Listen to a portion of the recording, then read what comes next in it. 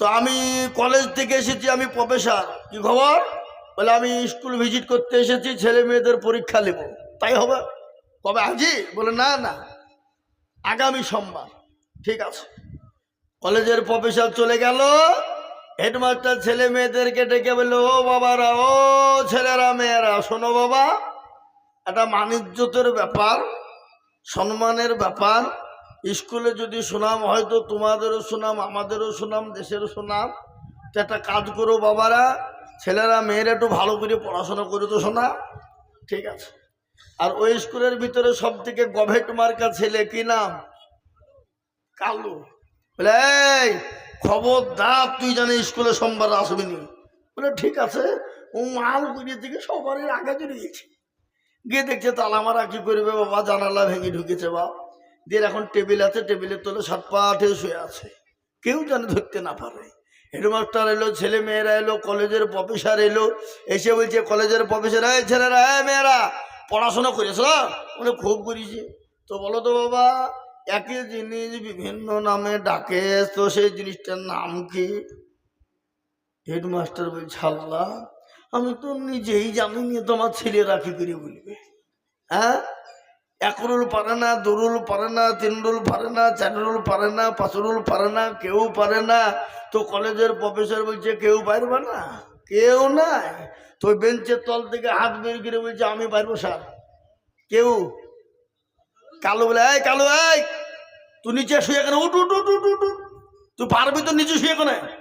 Headmaster চমকিতে বলছে, সর্বনাশ, আমি নিজে জানিনি আমার ছেলে মেয়েরা এত সুন্দর সুন্দর ছেলে মেয়ে তাই পাচ্ছে না।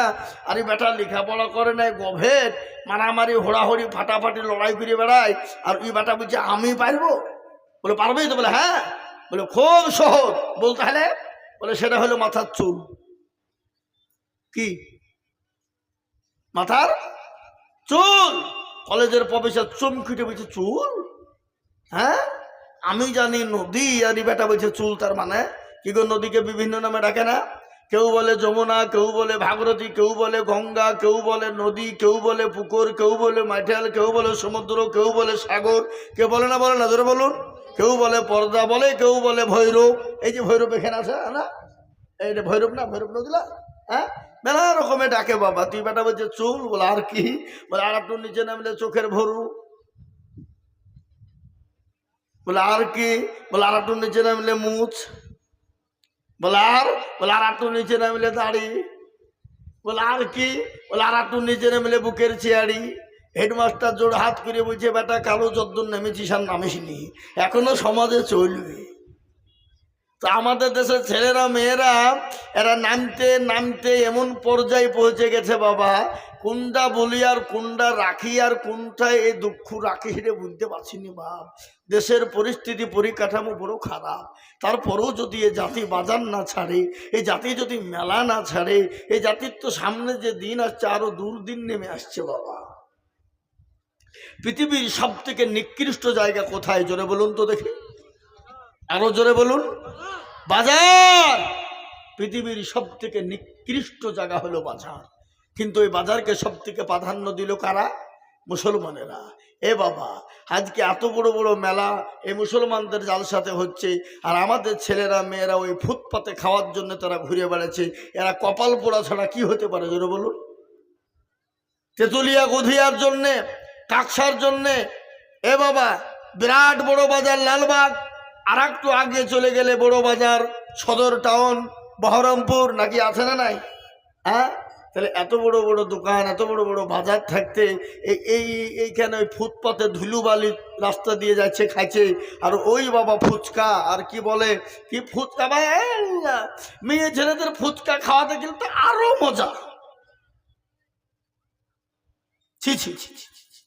এরা হলো বেহায়া নির্লজ্জ, এরা বেলাজা, এরা বেহায়া নির্লজ্জ। ছি ছি ছি ছি।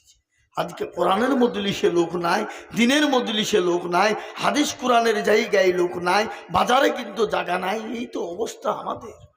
কবি বললে তানহামা দাগে দাগে সোদ বম্বা গোজা গোজা নেহাম, সারা অঙ্গে ব্যথা, কোথায় ওষুধ লাগাবো খুঁজে পেছি নে বাবা। আচ্ছা, মনে যদি পচন ধরে খুঁজে কিরে পাওয়া যায়, মলম দিব কোন জায়গায়? আমাদের মনের ভিতর পচে গেছে বাবা, ওষুধ লাগানোর জায়গা খুঁজে আমরা পেছি নে বাপ। তাই আমি আপনাদের অনুরোধ করে বলবো, করে জোরে মিনতি করে বলবো, আমি হতভাগা আইজুল হক গুনাহগার, আপনারা আপনাদের পা দুটো আগিয়ে দেন, তারপরও আমি ধরবো। তাও আপনাদের জোড়হাত করে বলবো, এখানে এসে ফাঁকা আছে, এসে বসেন, বসেন। আল্লাহ দেবে আর বদলা, আল্লাহ আর বদলা দেবে, আর বদলা আপনি পাবেন, আল্লাহ আপনাকে দেবে। আর মজলিস ফাঁকা, লোকে লোকারণ্য, জনমানব শূন্য। জি জি, এই মজলিসের এত দাম, এত মূল্য, এত দাম, এত মূল্য। সারা আল্লাহু আকবার, এই মজলিসের চতুর্দিককে ঘিরে নিয়ে দাঁড়িয়ে কারা ধরে বলুন? আল্লাহর ফেরেশতারা। কিন্তু এমন জায়গায় আজকে মজলিসটা একটা নজির, যেটা হলো আল্লাহর ঘর, মসজিদ তৈরি হয়েছে, মসজিদের ভিতের ওপরে আজকে কোরআন এবং হাদিসের বায়ান হবে। আল্লাহ আল্লাহ আল্লাহ আল্লাহ, এর থেকে সৌভাগ্যবান আমরা কি হতে পারি?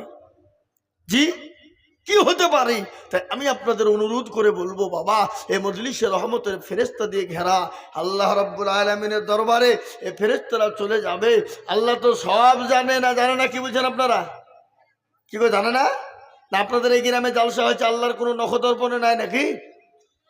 আল্লাহ সব জানে।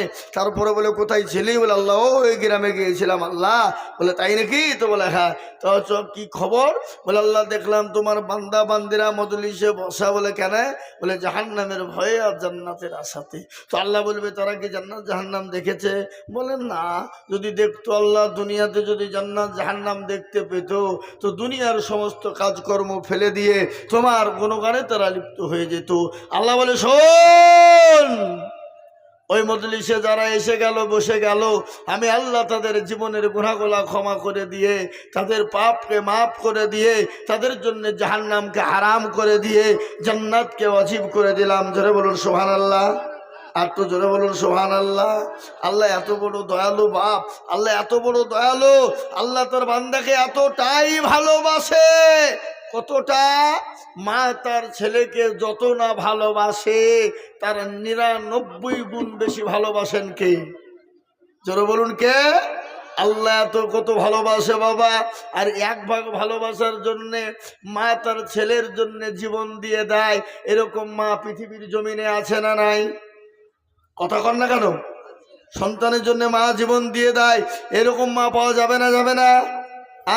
আর পৃথিবীর ভিতরে সব থেকে আপনার আমার প্রিয় দরদের মোহাব্বতের কলিজার টুকরা যেটা হবে, সেটা হলো আপনার মা, আপনার মা, আপনার মা, আপনার বাপ। মা আপনার বাপ।